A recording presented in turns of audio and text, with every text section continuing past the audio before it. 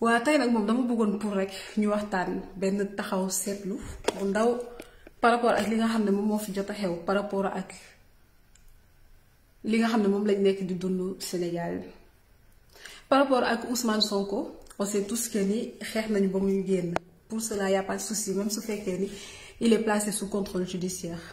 mais man dafa am benn affaire boo xam ne dama ko seetlu te mu metti ma trop. dafa am benn affaire boo xam ne loolu laa bëggoon pour ñu waxtaanee si moom mooy 11 morts yi nga xam ne moom la ñu am Sénégal leen laa bëgg a xam est-ce que réellement on pense que ni combat bi nga xam ne moom la ñu commencé woon est-ce que réellement def nañ ko parce que man je peux pas comprendre lu pays bu toll ni Sénégal en fait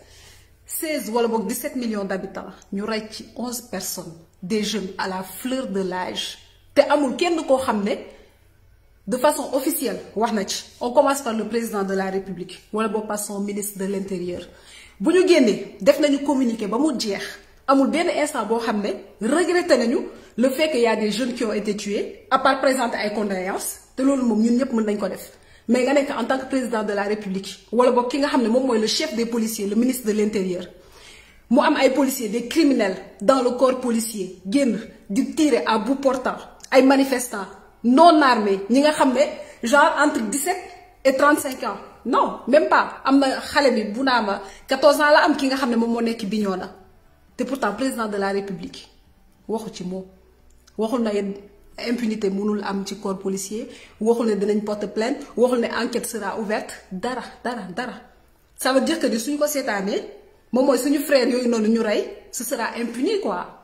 nii dañuy génn ñun ñëpp ñu xeexandoo parce qu'on dit que ni un peuple un but et une foi ñun ñëpp on est des patriotes d'accord mais Ousmane Sonko génn na léegi li si des suñu yoon nekku si noonu daal la ñu bëgg a xeexee moom mooy comme par exemple dégg nañu 10 11 morts léegi li si des ñun daal suñu yoon nekk si ku si dee daal yow yaa perte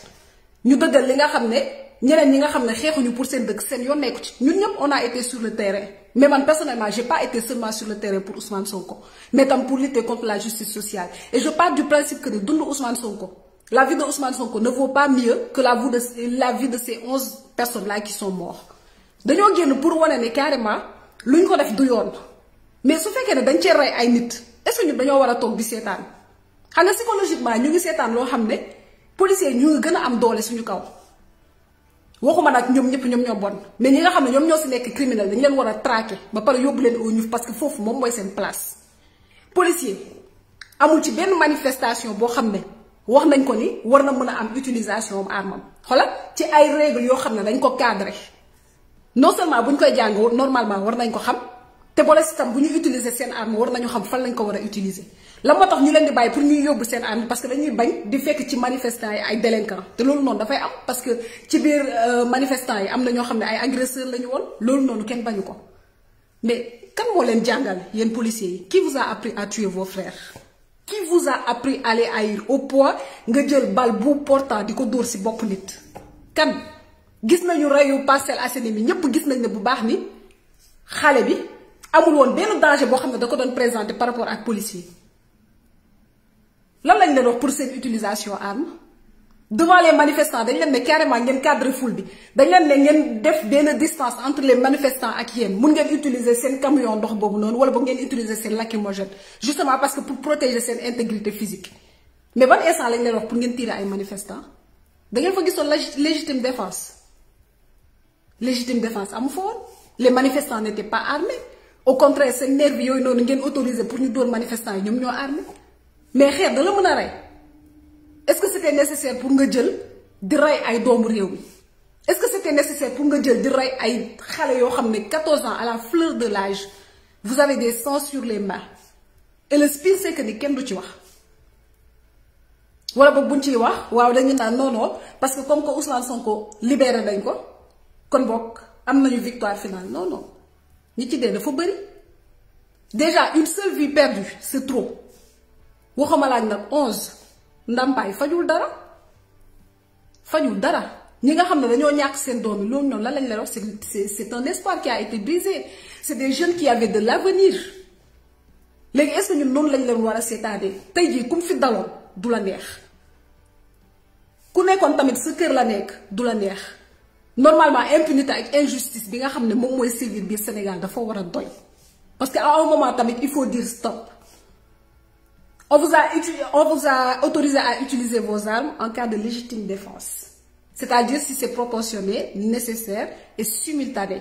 Amul lenn loo xam ne benn critère boo xam ne dafa nekkoon loo xam ne dañ ko remplir bi ngeen nekkee face à des manifestants mais vous avez osé tirer. Ça veut dire que soit dañ leen ko sant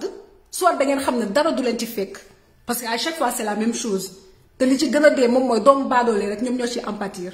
ñoom ñooy génn ci mbedd bi ñoom ñoo ci gën a sonn te ñoom la ñuy rey ba pare nag bu subaa dara du ci génn da ngay tëdd sa xol neex dara du si génn daa ko.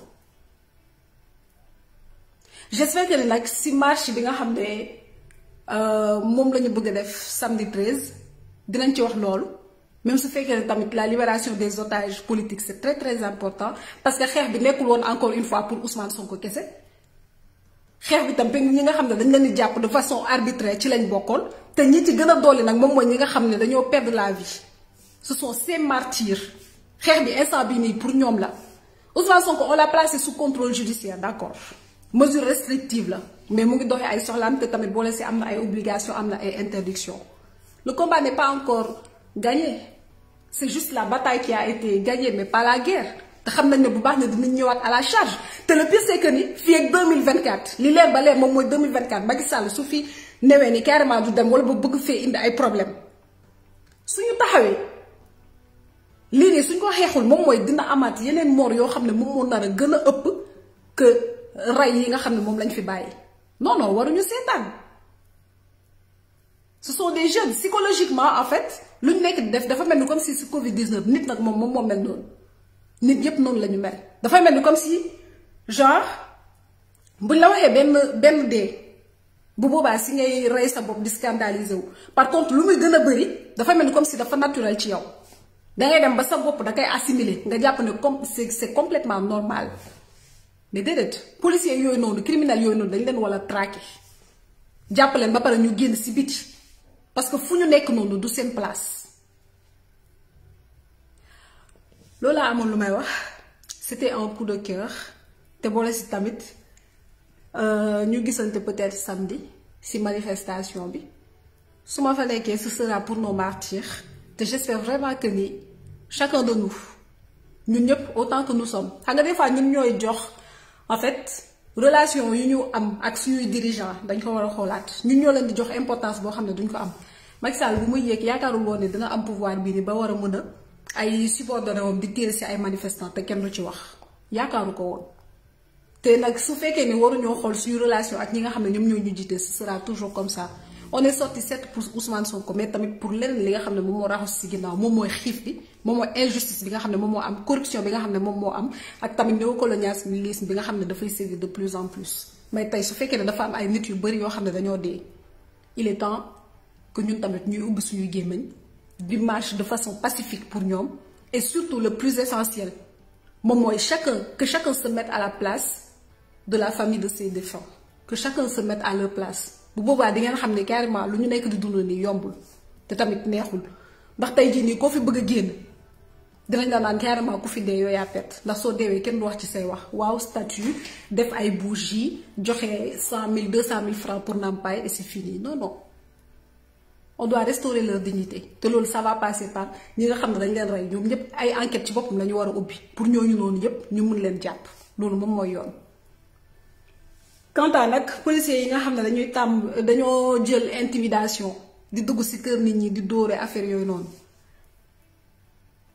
mais loolu du seen liggéey te en toute franchise après régime dictatorial u Macky Sall bi CPI moom foog nga jaar fa. Laurent Gbagbo foofu du place am mais Macky Sall yow foofu noonu sa place la toi ton ministre de l'intérieur ton préfet et ton procureur de la République et on verra bien que ni force restera au peuple c'est ce que j'avais à dire maa ngi leen di jaajëfal yéen ñëpp sama gaay yi ñu fanaan jàmm